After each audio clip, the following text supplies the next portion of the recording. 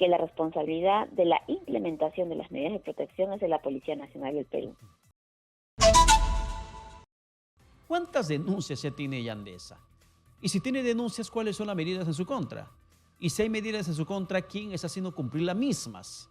Porque luego se conoció que tendría por lo menos como 11 antecedentes por actos similares.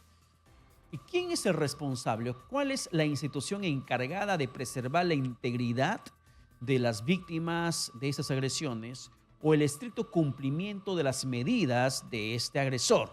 Porque si son 11 los actos anteriores que habría cometido de manera similar Yandesa, entonces él estaba suelto en plaza y por eso seguía haciendo lo que mejor le parecía en el tema de agresión hacia las mujeres. De ese tema conversamos en estos momentos con Diana Portal, representante de la Adjuntilla para los Derechos de la Mujer de la Defensoría del Pueblo. Doctora Portal, ¿qué tal? Buenos días, bienvenida, exitosa.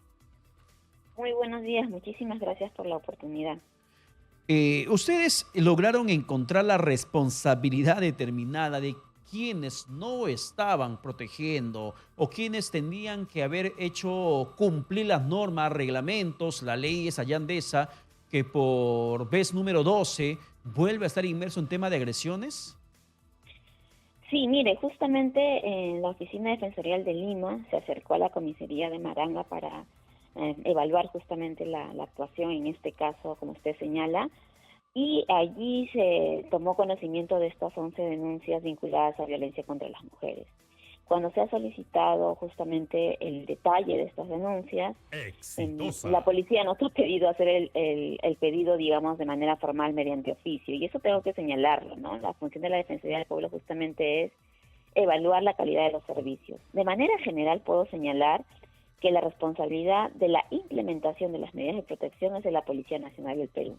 El Poder Judicial, a través de los juzgados de familia, emite las medidas de protección de acuerdo a los casos, y la policía tiene que implementarlos, tiene que incluso hacer informes, haciéndolos llegar a los juzgados de familia correspondientes, para evaluar si la situación de violencia se incrementa, si ya no, digamos, si ha cesado, si se necesitan nuevas medidas de protección. Y ese es un gran vacío en el sentido de la coordinación y articulación que debe haber, y vemos sendos casos en donde las víctimas siguen siendo reiteradamente atacadas por sus agresores. Incluso se ha conocido de otros casos en los cuales han sido víctimas de feminicidio, asesinadas por sus parejas o exparejas, con medidas de protección ya brindadas, ¿no? Y ese es un gran problema en nuestro país. Ahora, doctora Portal, sin embargo, siendo recurrente Yandesa de esas denuncias en su contra, no son de manera gratuita. Son básicamente por temas de agresiones reiterativas. Pero ¿cómo es que una persona puede ser denunciada hasta 11 veces si se supone que una medida de protección implica también la conducción del agresor o del presunto agresor a una terapia psicológica? ¿Esto se ha dado cumplimiento? Son 11 veces antes de esta última que había sido denunciado. Desde la vez primera, ¿él ha cumplido con lo dispuesto por la justicia en la medida de protección a favor de la víctima? Como por ejemplo la terapia psicológica, mínimamente la terapia psicológica. Sí, justamente en ese sentido, como lo señalo, nosotros estamos solicitando la información detallada de los casos. Cabe decir que no son de la misma víctima, pero de igual manera, como usted señala, ya da cuenta de un perfil, ¿no? De una persona que suele agredir a sus parejas, exparejas. Y como señala, ha habido diversas seguramente medidas de protección. Queremos también ver el detalle del cumplimiento de las mismas.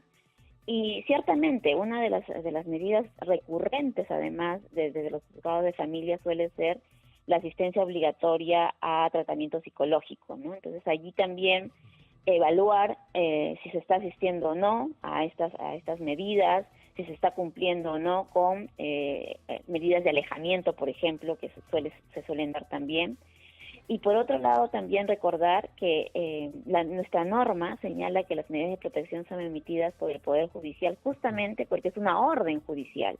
Si es que la persona que agrede no cumple estas medidas de protección, se está dando una resistencia a una orden judicial. Entonces, allí está el meollo también, en el sentido de, si no hay un seguimiento adecuado del cumplimiento de las medidas de protección, y si la policía, por ejemplo, no comunica al Ministerio Público que no se está cumpliendo estas medidas de protección, como usted señala, ¿no? Puede seguir agrediendo y no va a ocurrir mayores consecuencias, no hay un seguimiento de calidad, digamos, en la implementación de las medidas de protección.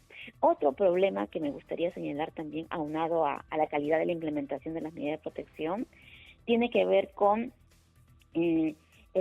también, digamos, la celeridad en la aplicación de las pruebas que se tienen que dar en este tipo de casos, ¿no? Entonces, allí ya vemos, digamos, de manera más amplia la falta de articulación y la calidad de la implementación de las medidas de protección también. Cuando hay una denuncia, termina interviniendo más de un actor en defensa de la víctima. Hablamos de la comisaría, hablamos del Centro de Emergencia Mujer, hablamos del Ministerio Público, hablamos del Poder Judicial. Estoy mencionando solamente 4, de que quizá otra más podrían existir en el camino. Pero de estas 4, o sea, ¿quién se hace responsable de una persona que es de forma reiterada denunciada por agresión psicológica y agresión física? Porque así como hablamos de Yandesa, hay otros Yandesas en el país. Hay otros agresores que están cometiendo lo mismo porque hay un sistema que no está garantizando ni la protección de la víctima ni el cumplimiento de las medidas dispuestas por el Poder Judicial, como es mínimamente la terapia psicológica, alejamiento de la víctima, entre otras cosas. Así es, allí el problema álgido y recurrente es la articulación, la coordinación. Digamos, para explicar al público de manera muy puntual, un proceso de denuncia por violencia contra las mujeres se da ante la comisaría. La comisaría envía su informe al juzgado de familia, el juzgado de familia, evaluando el caso, emite las medidas de protección que tiene que implementar la policía y tiene que informar al juzgado de familia cómo se está implementando, si se está cumpliendo o no. Y entra a taller el Ministerio Público cuando estos hechos de violencia configuran algún delito. Entonces, si por ejemplo, como en el caso del que estamos comentando, hay tentativa de feminicidio, la Fiscalía ya tiene que investigar y iniciarse un proceso penal. Entonces, el gran problema en nuestro país en los casos de violencia contra las mujeres es esta coordinación y articulación. Y una cuestión más de fondo es la interoperabilidad, es decir, tener un sistema digital que permita a los actores, que son varios como usted ha señalado, tener un sistema donde pueda ver los antecedentes, si hay denuncias previas, si ha habido medidas de protección, cómo se ha cumplido, si no ha cumplido.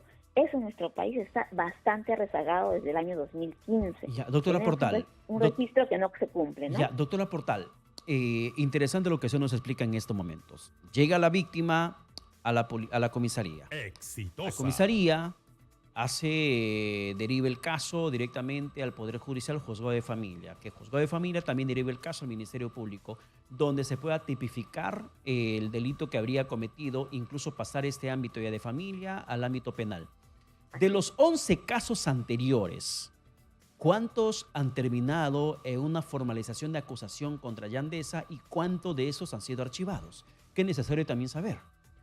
Por supuesto, y es por eso que el día de ayer la Defensoría del Pueblo ha pedido información sobre estos 11 casos y, como reitero, la respuesta de la Policía Nacional del Perú es que la Defensoría del Pueblo haga el pedido formal mediante oficio, lo cual por supuesto estaremos haciendo y evaluando cada uno de esos 11 casos para ver las responsabilidades funcionales, si han terminado con sentencia, qué ha pasado con cada uno de ellos. Entonces, ahorita lamentablemente no le podría dar mayor información y detalle porque no tenemos la información correspondiente, pero evaluaremos para ver qué ha pasado en cada uno de esos 11 casos, porque la ley manifiesta claramente que cada uno tiene que llegar a término por ser tan grave, vinculando violencia contra las mujeres e integrantes del grupo familiar. No se puede archivar, digamos, porque la víctima no asiste, no, tiene que continuarse hasta llegar a término, ¿no? Claro, y dentro de todo esto, ¿hay alguna tipificación, algún agravante por la forma reiterativa de un agresor en su conducta frente a determinadas mujeres? Puede que no sea solamente una persona la agredida,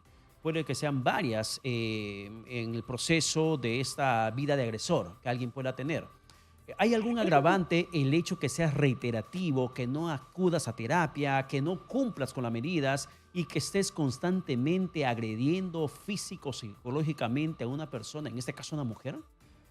Sí, claro que sí. En ese sentido es muy importante dos aspectos. Uno, que los operadores de justicia tengan en cuenta el contexto en el cual suceden los hechos.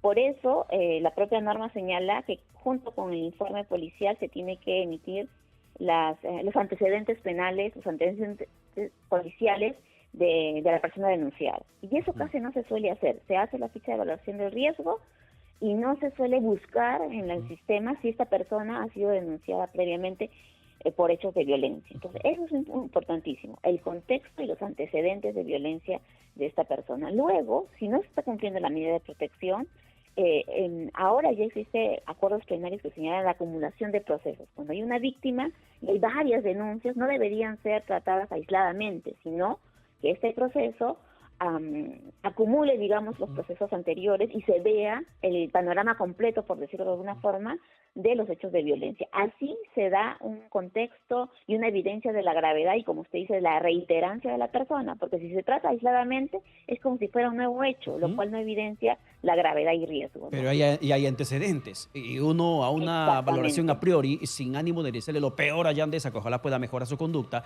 Sin embargo, uno viendo 11 denuncias, esta es la denuncia número 12. Este agresor, como se tipifica en el Poder Judicial, a una persona que termina finalmente recibiendo medidas de protección en su contra, tendría que estar en la cárcel. O sea, es una persona bastante reiterativa, recurrente en esos espacios judiciales de protección hacia las víctimas por agresión psicológica o física. Pero él está haciendo su actividad completamente normal y ese es un mal mensaje en la sociedad. Totalmente de acuerdo, y por eso es importantísimo evaluar qué ha pasado con cada una de las medidas de protección en estos 11 casos, por ejemplo, y si no se han cumplido, sería una resistencia de autoridad a una orden judicial, y que ya se configura también con una gravedad penal, como usted bien señala.